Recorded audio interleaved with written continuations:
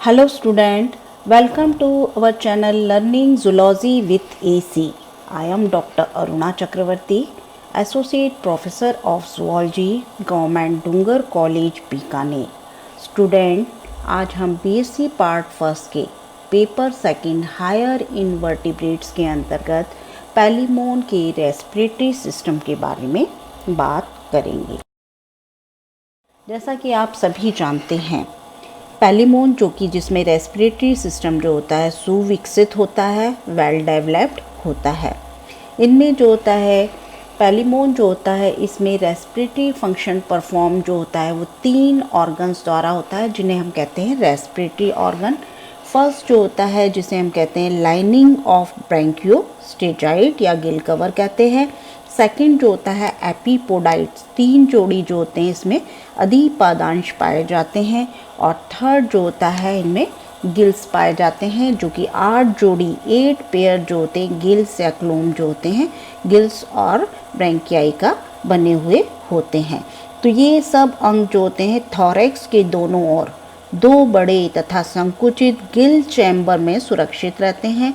प्रत्येक गिल चैम्बर अंदर की ओर वक्ष की पार्श्वभित्ति या एपीमेरॉन द्वारा और बाहर की ओर जो होता है केरापेज या जिसे हम कहते हैं ब्रैंकियोस्टेजाइड द्वारा आवृत होता है.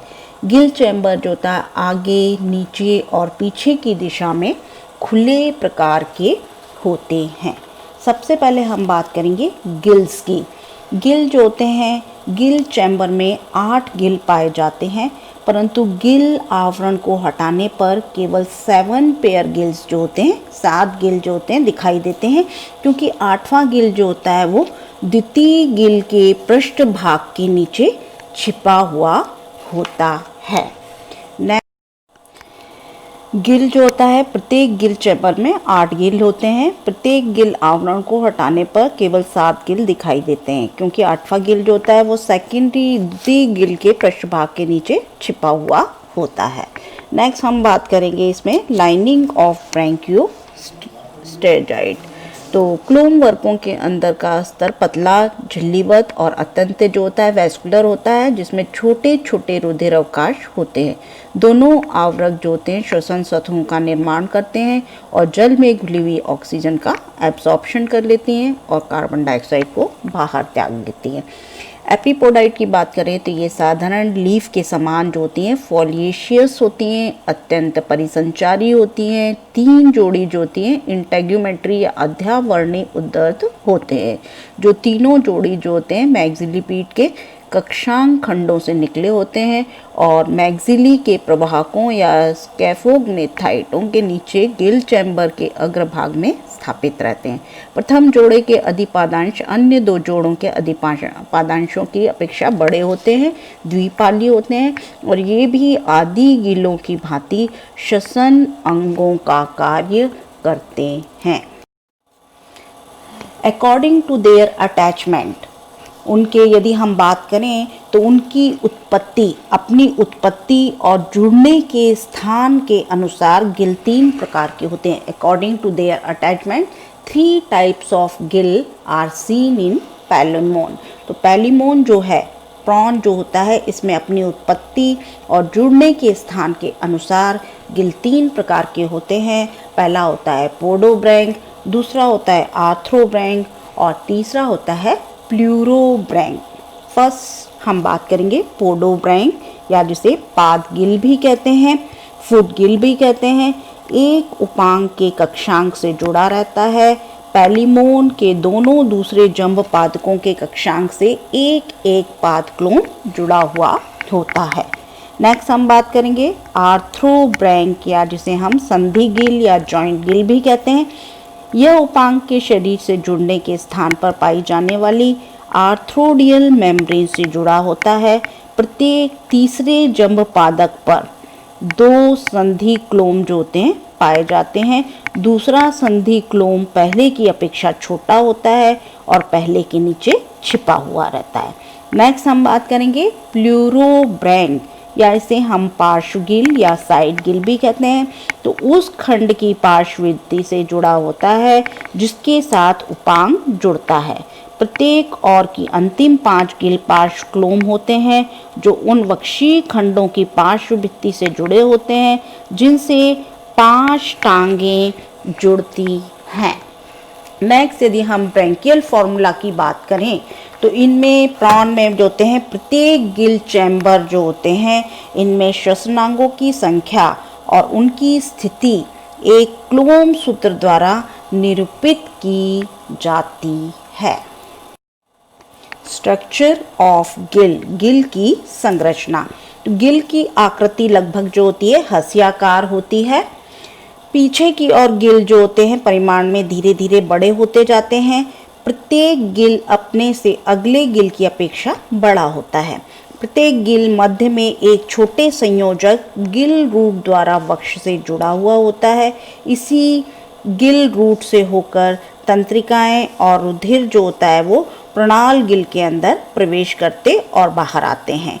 पहली मोन के गिल जो होते हैं जिन्हें हम कहते हैं फाइलोब्रैंक या जिसे हम कहते हैं पर्णक्लोम कहते हैं, अर्थात प्रत्येक गिल पत्ती के समान समचतुर्भुजीय गिल प्लेट्स की 2 पंक्तियों का बना होता है जो कि एक पुस्तक के पन्नों की भांति गिल के लंबे और सक्रिय एक्सिस या आधार जिसे हम कहते हैं बेस के साथ समकोण पर जुड़ी हुई होती है। गिल प्लेटें जो होती हैं मध्य भाग में सबसे बड़ी और दोनों सिरों की ओर धीरे धीरे छोटी हो जाती हैं। इफरेंट गिल प्लेट्स की दोनों पंक्तियों के बीच एक गहरी जो होती है मीडियन लॉन्गिट्यूडनल ग्रूव होती है। हिस्टोलॉजिकली यदि हम स्ट्रक्चर देखें तो एक गिल प्लेट सेल्स की एक परत की बनी दिखाई देती है जिसके दोनों तलों पर पतली क्यूटिकल होती है। परस्पर एकांतरित रूप से व्यवस्थित ये कोशिकाएं जो होती हैं पिगमेंटेड और ट्रांसपेरेंट दोनों प्रकार की होती हैं। सेक्शन में गिल का आधार जो होता है वो त्रिभुजाकार दिखाई देता है जो चारों ओर से एपिडर्मिस द्वारा परिसीमित कनेक्टिव टिश्यू से बनता है। बाहर की ओर से एक पतली क्यूटिकल द्वारा सुरक्षित रहता है। मैकेनिज्म ऑफ रेस्पिरेशन, श्वसन की विधि। प्रत्येक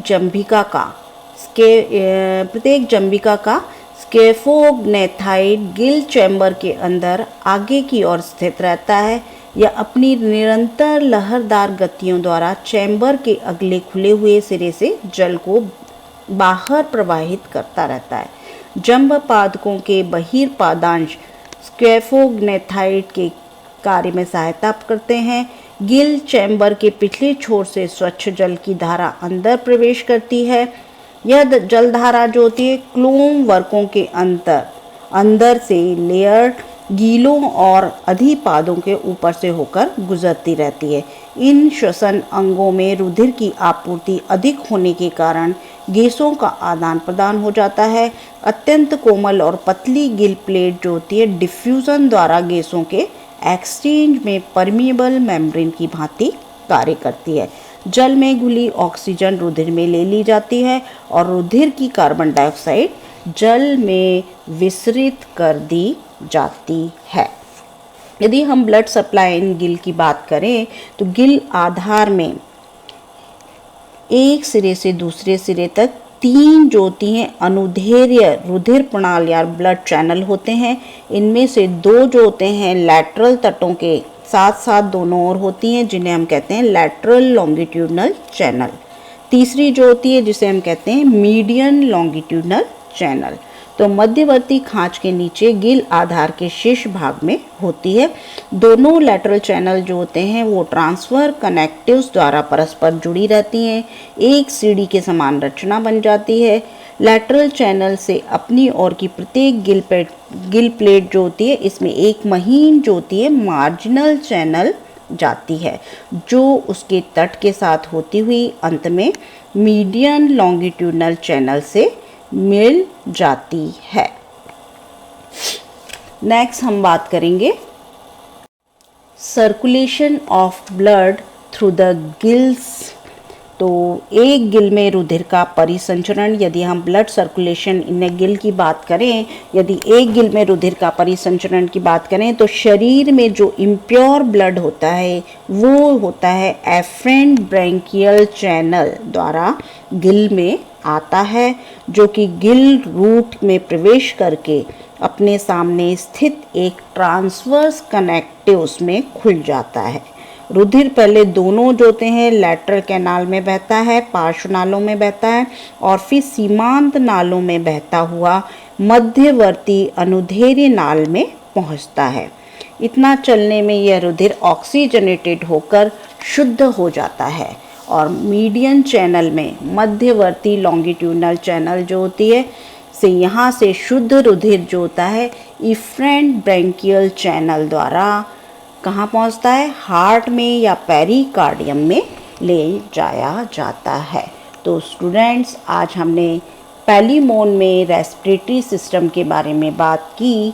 नेक्स्ट क्लास में हम ब्लड वेस्कुलर सिस्टम के बारे में बात करेंगे।